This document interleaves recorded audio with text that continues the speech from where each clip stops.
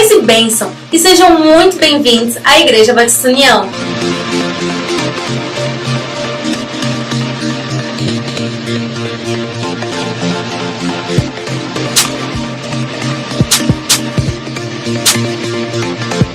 E agora, fique por dentro de nossas programações. Culto de maturidade cristã, toda quarta-feira às 6 da manhã. Um período de muito aprendizado e busca do Senhor logo no início do dia. E temos um delicioso café da manhã servido ao final desse encontro. Culto de crescimento cristão, também às quartas-feiras, às 19h45. Um período de grande mover de Deus, com louvor e muita oração. Você é o nosso convidado, hein?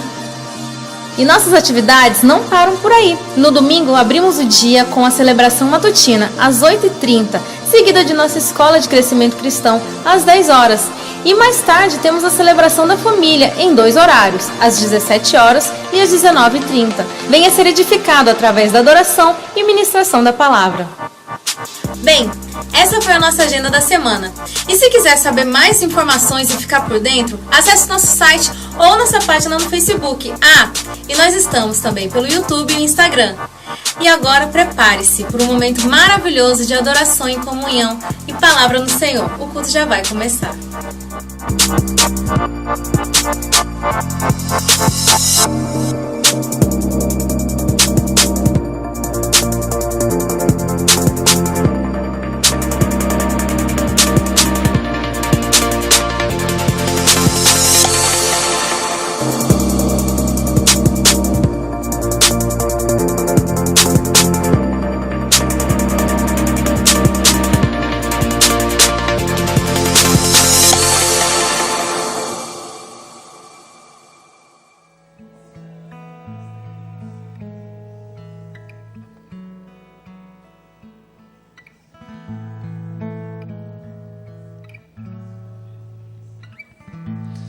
Nos rendemos a teus pés, pois sabemos que tu és poderoso para minha vida,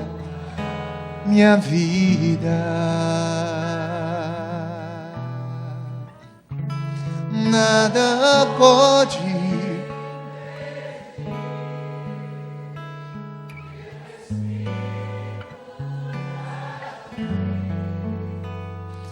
operando maravilhas, transformando.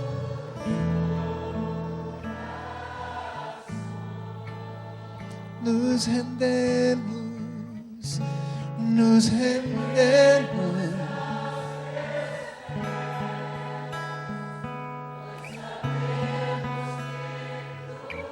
Poderoso para transformar minha casa, poderoso.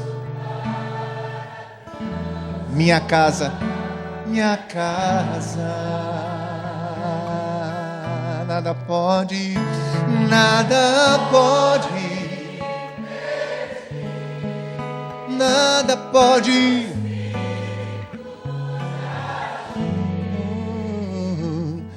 Operando transformando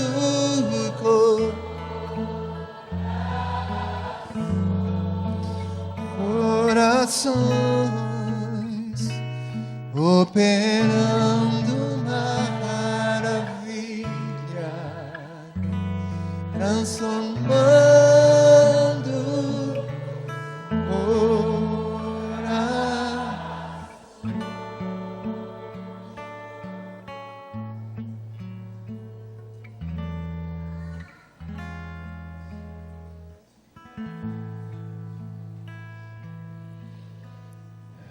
Obrigado, Pai. Obrigado, Pai. Glória a Deus. Pode se sentar. Dê a mão para a pessoa que está do seu lado. Vamos orar mais uma vez. Paizinho, nós continuamos temendo em Tua presença. Queremos continuar com toda a reverência, todo o respeito, diante do Senhor. Derrama sobre nós espírito de sabedoria e de revelação, no teu pleno conhecimento, no conhecimento da tua vontade. Obrigado, Senhor, por estarmos juntos, por esse tempo tão precioso que o Senhor nos tem concedido. Que tu continues sendo glorificado. Em nome de Jesus nós oramos. Amém. Glória a Deus.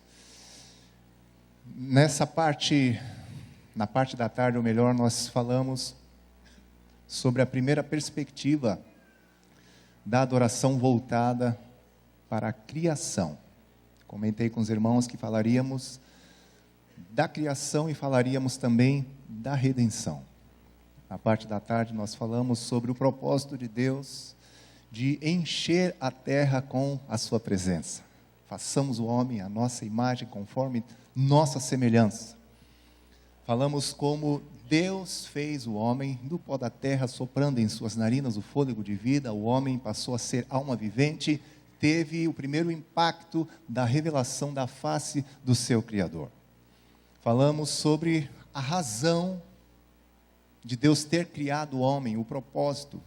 Verso 8 e o 15 do capítulo 2 de Gênesis, que diz que Deus formou um jardim no Éden, colocou nele o homem que havia formado para o cultivar e guardar. Observamos que o significado de Éden, prazer, não era apenas aquele espaço físico, mas a amizade, a comunhão, a intimidade que o homem vivia com Deus. Esse é o prazer que ele deveria trabalhar em função, se dedicar, se esforçar, labutar, valorizar e também vigiar, guardar na memória, proteger, na verdade valorizar aquilo que ele tinha, no que diz respeito à sua comunhão e intimidade com o Senhor. Falamos da criação da mulher, criada para participar com o homem do prazer da comunhão com Deus e também ser auxiliadora idônea do homem, para que o homem se concentre cada vez mais na comunhão com o Senhor, que é a sua principal tarefa. Falamos também sobre a criação de filhos. Deus os abençoou, lhes disse: sede fecundos, multiplicai-vos, enchei a terra. Um homem que cultiva e guarda, uma mulher que cultiva e guarda, participa, que coopera com seu marido, e agora os pais semeando e investindo na vida dos seus filhos, resplandecendo a glória do Senhor para os seus filhos. Ou seja, o propósito de Deus, perfeito, maravilhoso. Mas nessa noite nós precisamos falar agora da outra parte, que é a parte da redenção. Por quê? Se tudo estava muito bem. Você conhece bem a história, e eu falei um pouco na parte da tarde sobre o verso 16 e o verso 17 de Gênesis 2. Nessa passagem, o Senhor havia dado uma ordem para o homem. A ordem foi a seguinte: de toda árvore do jardim comerás livremente, mas da árvore da ciência, ou do conhecimento do bem e do mal, dela não comerás, porque no dia em que dela comeres, certamente morrerás. O verso 9 de Gênesis 2 afirma que naquele jardim Deus plantou 3 tipos de árvores. As árvores frutíferas, para alimentar o corpo do homem, a árvore da vida, para alimentar o espírito do homem, mas também a árvore da ciência, ou do conhecimento do bem e do mal, e para você compreender melhor do certo e do errado. Esses dias eu estava pregando o evangelho para uma motorista de Uber em Vitória do Espírito Santo, e estava pregando o evangelho para ela. E perguntei se ela sabia qual era a árvore que Deus havia proibido. Ela falou: a maçã. Eu falei: não, a maçã é uma árvore maravilhosa. Não é maçã, não. O nome da árvore é a árvore do conhecimento do bem e do mal, ou seja, do certo e do errado. Deus fez brotar essa árvore, mas impediu o homem de ter acesso a ela, de se alimentar dela. E talvez você seja como eu. Desde criança eu tinha uma crise, um questionamento, como Deus cria uma árvore e impede o homem de se alimentar daquele fruto, até que com o passar dos anos, nossos líderes, pastores foram nos ensinando, nos instruindo sobre o princípio por detrás daquela árvore. Se o homem não comesse daquele fruto, ele estaria dizendo para Deus o seguinte: Pai, eu sou feliz demais contigo. E as coisas concernentes a bem, a mal, a certo, a errado, eu não vou decidir. Quem decide por mim o que é certo, errado, é o Senhor. Interessante que o escritor de Hebreus escreve que o justo viverá da...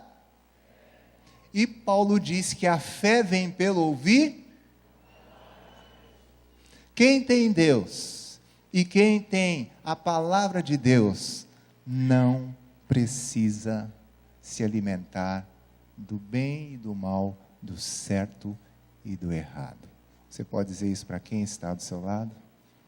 Diga: quem tem Deus e a sua palavra não precisa ficar preocupado com o que é certo e errado.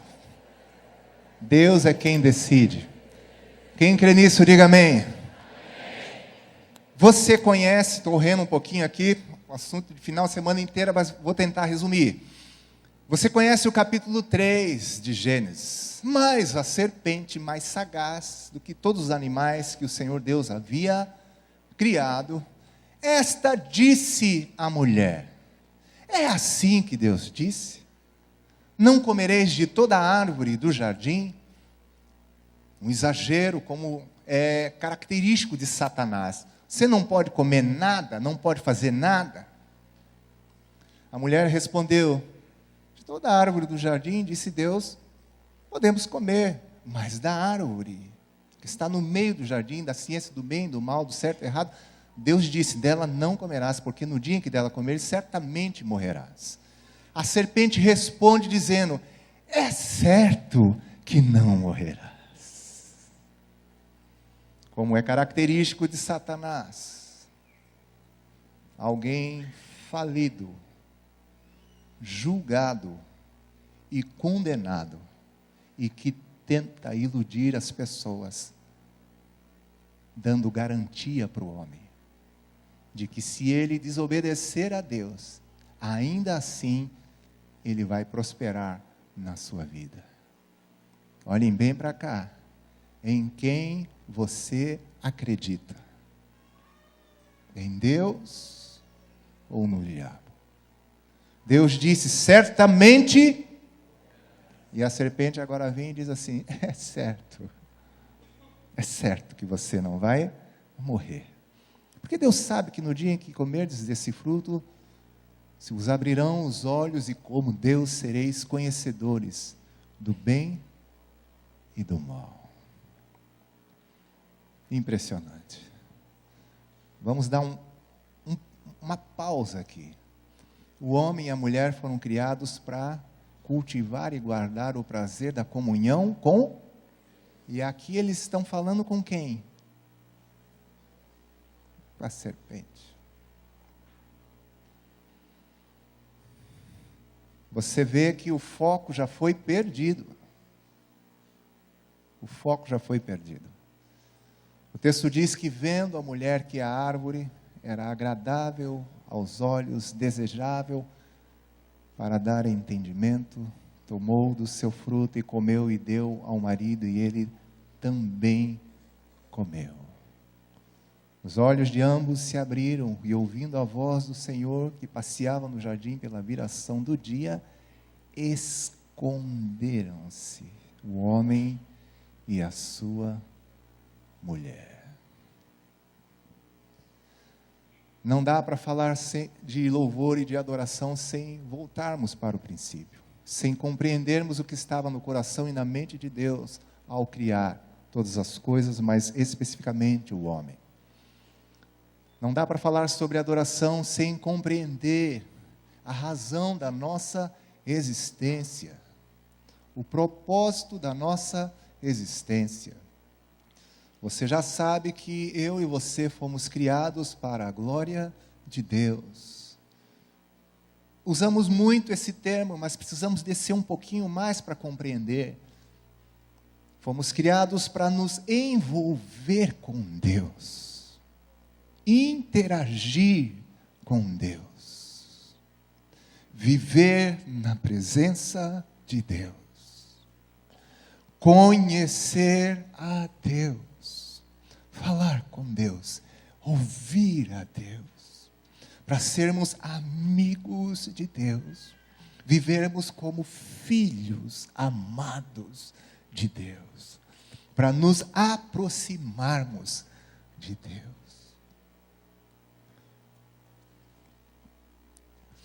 Mas isso, meus amados irmãos, como falamos na parte da tarde, demanda de um trabalho, do cultivar, do guardar, do valorizar e investir nesta comunhão.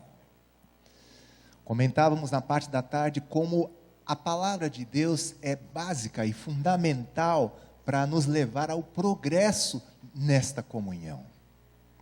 E foi justamente a palavra de Deus que foi rejeitada pelo homem. Porque Deus nunca chega atrasado. Ele trabalha antecipadamente. Ele havia já ordenado e advertido o homem, revelado ao homem a sua vontade, o que ele queria, o que deveria ser feito. Satanás, através da serpente, questiona Deus. E, infelizmente, eles acreditam mais na serpente do que no Criador. Você conhece muito bem a história, não vamos mergulhar tanto nela. Sabe que Deus fez algumas perguntas para eles. E quando eu era criança também questionava perguntas do tipo: Adão, onde estás? Deus não sabia onde ele estava. Que fizeste? Deus não sabia o que eles fizeram. Comestes, porventura, da árvore que te ordenei não comestes? Deus sabia ou não sabia? Deus sabe de tudo ou não sabe? Diga para quem está do seu lado: Deus vê tudo e Deus sabe de tudo. Agora, por que ele fez aquelas perguntas? Há uns anos atrás, Deus me esclareceu. Deus sempre coloca a graça na frente do juízo. Deus nunca põe o juízo na frente da graça. Louvado seja. Levante as suas mãos e adore ao Senhor nessa noite. Dê graças ao Senhor. Aleluia. Aleluia. Deus nunca põe o juízo. Apesar de ter dito, certamente morrerás. Com essas perguntas, Deus estava estendendo as suas mãos para o homem, dando ao homem uma oportunidade de arrependimento.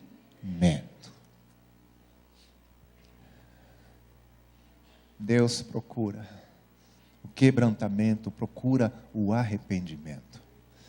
Você conhece bem a história. A cada questão que o Senhor Deus liberava, havia uma justificativa. Onde estás? Eu ouvi a tua voz no jardim, porque eu estava nu, me escondi.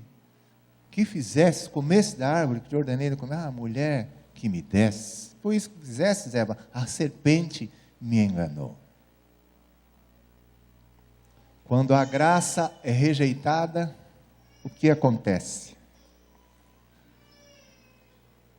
Aí só resta o juízo. A terra foi amaldiçoada. Eles foram julgados pelo Senhor e banidos, expulsos do prazer, expulsos do Éden. Perderam tudo. Perderam a sua glória. O caminho da árvore da vida foi agora impedido. Uma espada flamejante querubins para guardarem o caminho da árvore da vida. Para que o homem agora não tivesse mais acesso, o homem foi expulso do jardim para lavrar a terra de onde ele havia sido formado. Até aí também tem graça. Meditando sobre isso alguns anos atrás, o Senhor me falou também. Por que ele expulsou o homem para lavrar a terra? Pergunto para você, de onde o homem foi formado? Da terra. Até aí tem graça, porque com essa ocupação, o Senhor me falou que o homem teria então a oportunidade de sentir saudade, de considerar de onde ele havia sido formado. Ao lavrar a terra, a ficha poderia cair e ele poderia meditar e concluir: eu vim daqui, fui formado do pó da terra, ele me formou, soprou em minhas narinas o fôlego de vida, eu vim à existência, e quem sabe o seu coração teria saudade de Deus. Você consegue compreender? Mas não é isso que acontece. Adão entra num estilo de vida de indiferença. Perdeu tudo, mas parece que não fazia diferença nenhuma, porque você não vê ele lamentando, questionando, falando nada a respeito de tudo aquilo que ele havia perdido. O que aconteceu? Romanos 5, verso 12, Paulo resume essa história dizendo que por um homem entrou o pecado no mundo. Pelo pecado, a morte. E assim a morte passou a todos os homens, porquanto todos pecaram. O significado de morte também na Bíblia é separação. Por um homem entrou o pecado. O significado de pecado é desvio. Pecado significa errar o alvo, ser desencaminhado. Não sei se estou falando muito rápido, não sei se vocês estão conseguindo compreender. Se eu e você fomos criados para cultivar e guardar, qualquer coisa que nos desvie desse propósito é o que, igreja?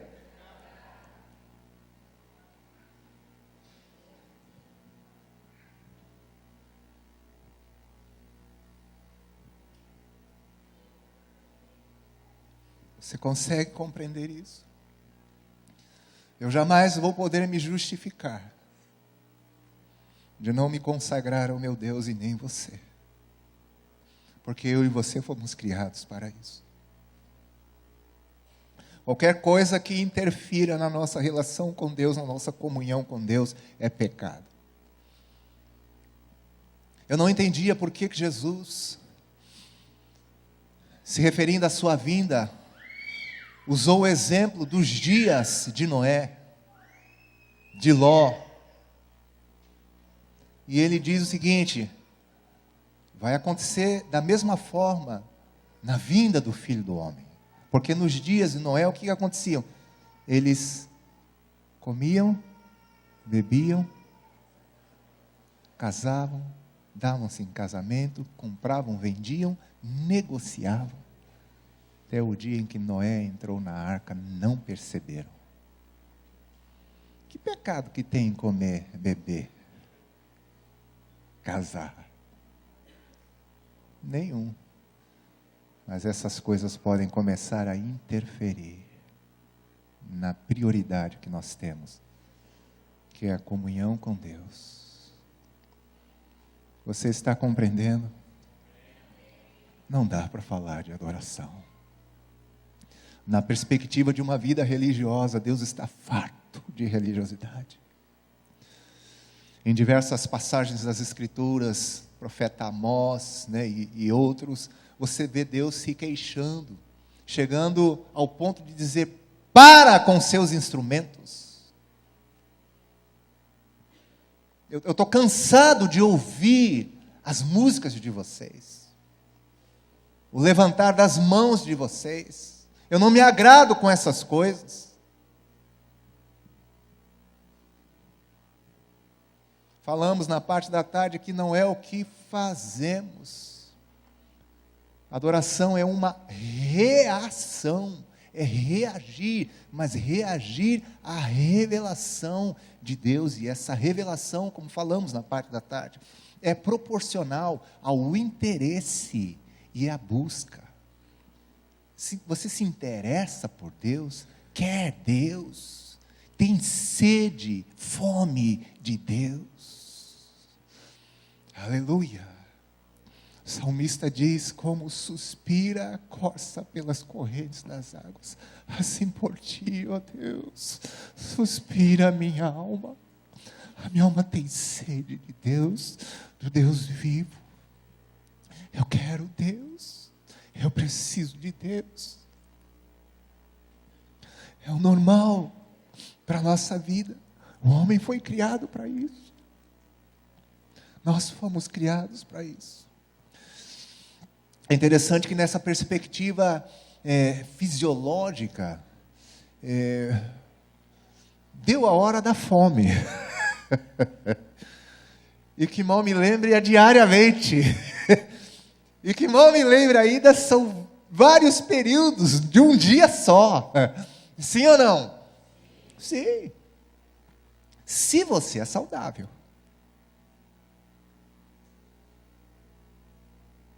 Se você é saudável, despertou, amanhã a coisa já começa. É ou não é?